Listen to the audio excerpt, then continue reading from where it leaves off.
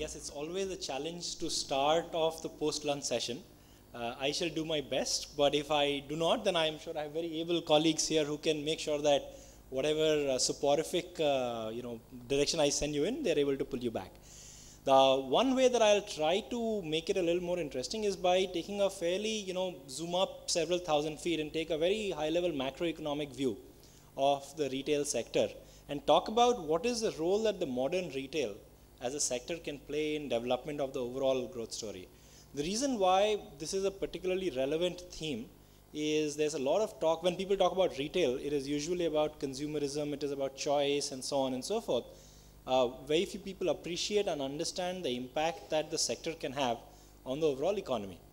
Let me start with the biggest picture possible, start with the economic growth story of India, where if you look at the data on the page, over the last several decades, the average growth rate that the Indian economy has seen in any 10-year period has gradually been increasing, which is the red dots have been going up. The other thing that's happened is the volatility, which is the extremes that you see in the line there, has actually been reducing. So clearly the economy is on an upward trajectory. The obvious question that people ask is, how endless is the curve? Where is it going to taper off? What is really the scenario for the country over the next several years? I will not profess to answer that question. I will, however, quote a set of people who've tried to do that a few years back.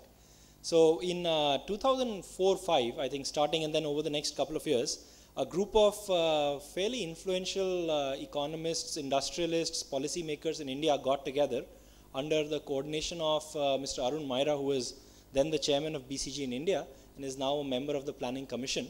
And they came up with what was called scenarios of growth of different directions that Indian economy could take. And interestingly, the scenarios were not defined by growth rates or which sector is going to grow and so on. They were defined on two very interesting dimensions. The first was the degree of globality that the scenario would have. So if you see the middle axis on the left part of the page, the integration with the world being one extreme and isolation from the world being the other extreme.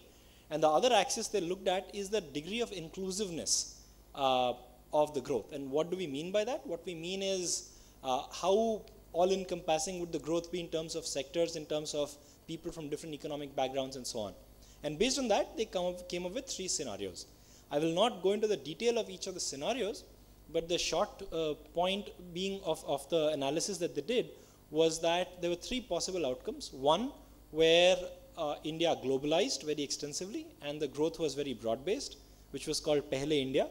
One where the integration was there, but it was more the wealth and the growth was concentrated to certain segments of the society, which was called Bollywood. It was called Bollywood because there was a lot of showing off and concentration of wealth there. And the final was where it would be isolated and it would be exclusive. Now, what they did after that was they invited economists from NCAR in India and the Oxford Economic Forecasting Group in the UK to then predict what would be the outcome of each of the scenarios, looking at GDP growth rate as a metric.